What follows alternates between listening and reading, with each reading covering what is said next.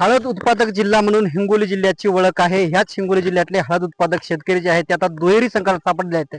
एकीकडे आखाती देशामध्ये युद्ध सुरू आहे, त्या युद्धाचा परिणाम जे आहेत ते हिंगोली जिल्ह्यातल्या हळद उत्पादक शेतकऱ्यावर झाला, तर दुसरा परिणाम जे आहे ते यावर्षी हिंगोली जिल्ह्यामध्ये अतिवृष्टी झाली आणि याच अतिवृष्टीमुळे जे आहे ते आता हळद काढणी सुरू आहे आणि याच अतिवृष्टीमुळे हळदीचं कुठेतरी उत्पन्न घटलेलं आहे. मागच्या काही महिन्यापूर्वी जे आहे ते हिंगोली जिल्ह्यात मोठ्या प्रमाणात अतिवृष्टी झाली आणि याच अतिवृष्टीमुळे जे आहे ते या ठिकाणी हळदीचं उत्पन्न घेतलेलं आहे.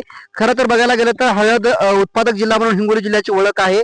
विविध संशोधक बाळासाहेब ठाकरे यांच्या नावाने जे आहे ते हिंगोली जिल्ह्यामध्ये हळद संशोधन केंद्र आहे आणि त्याच दृष्टिकोनातून जे आहे ते हिंगोली जिल्ह्यातले हळद उत्पादक शेतकरी पुन्हा एकदा हळदीकडे वळलेले आहेत. मात्र यावर्षी अतिवृष्टी झालेल्या अतिवृष्टीमुळे जे आहे ते हळदीमध्ये पाणी साचलं होतं.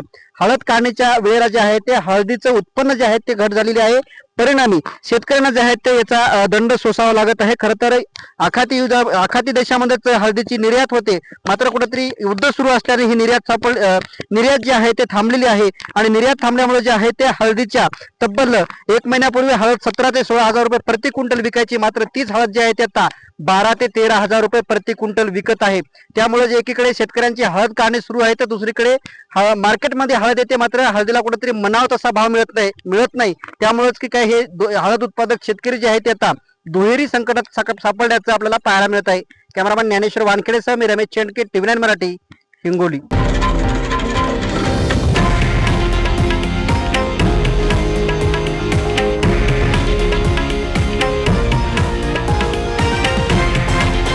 हे आहे देशातील नंबर 1 न्यूज नेटवर्क आणि आपण पाहत आहात TV9 मराठी, एकमेव.